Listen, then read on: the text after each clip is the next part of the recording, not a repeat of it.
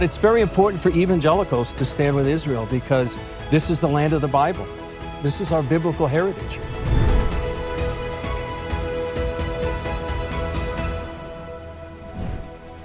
Hey, I'm with Chris Mitchell, CBN Middle East Correspondent for 22 years. Yeah. It's an honor to meet you. Well, it's great to be with you, Jim. And I thought we'd be able to talk to you for a few minutes just it'd be about great. maybe first your impressions of this dig.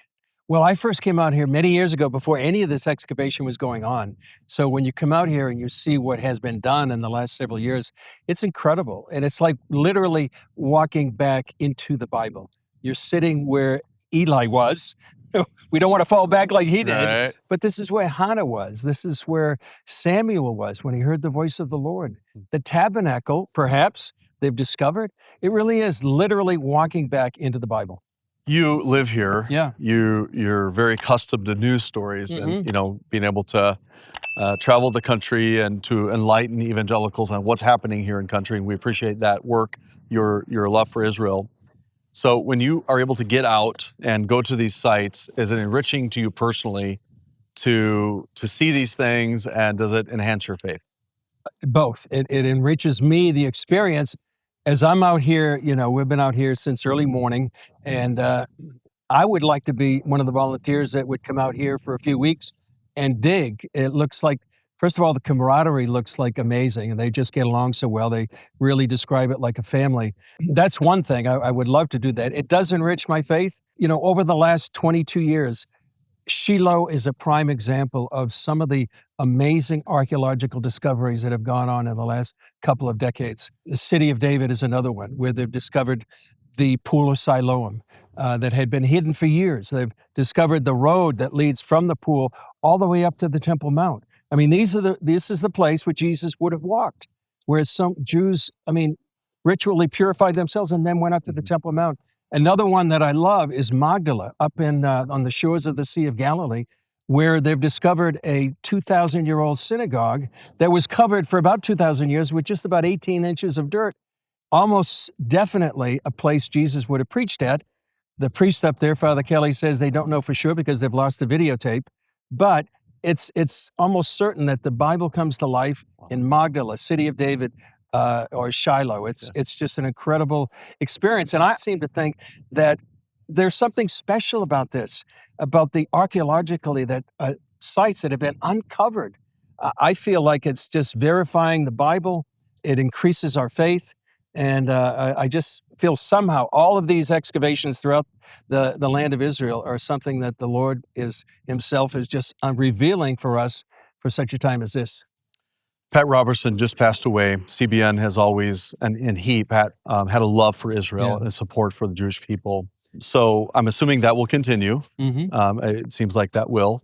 And as these things are uncovered at these sites, showing the Jewish heritage here, how important is it for evangelicals to support Israel? Oh, I think it's vitally important. And you mentioned Pat Robertson. He came here first, I think, in 1968.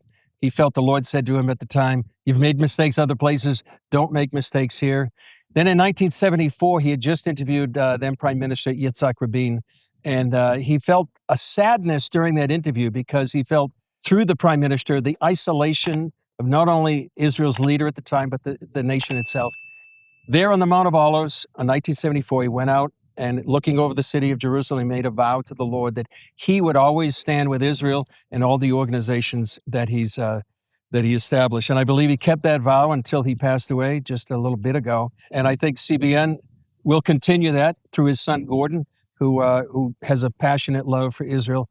But it's very important for evangelicals to stand with Israel because this is the land of the Bible. This is our biblical heritage.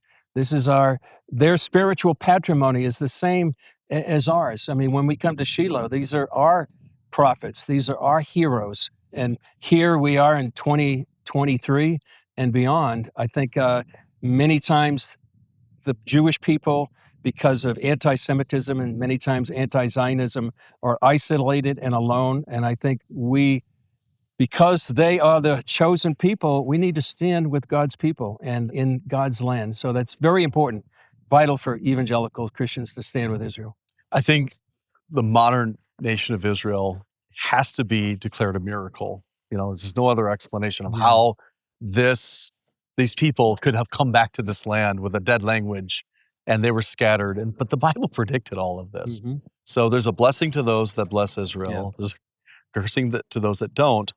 And they brought us Jesus and the prophets and the kings and the scriptures. Yeah. So there's no place for anti-Semitism within Christianity, but evangelicals, I think, by and large, recognize the miracle of Israel and therefore are some of the best friends, or maybe even only friends, of the Jewish people here in Israel.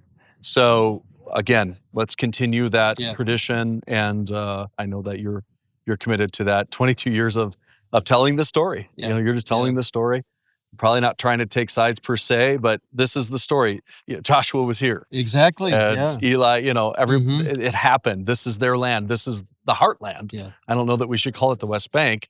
This is Samaria. Exactly. This is the biblical land. Well, thank you very much, Chris. It's an honor to meet you. Honor to meet you. Great to be with you. Thank you. Yeah.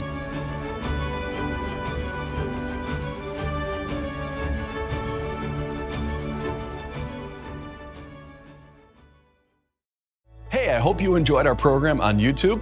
We want to continue to provide you some great videos on God, the Bible, and how it all connects with our world. It would really help us if you would consider subscribing to the InGrace YouTube channel. We would also like to have you comment. We will try to read and respond to them. And we also need you to hit the notification button and like the InGrace episode that you just saw. These ways will help more people hear about InGrace and more people hear the gospel of grace.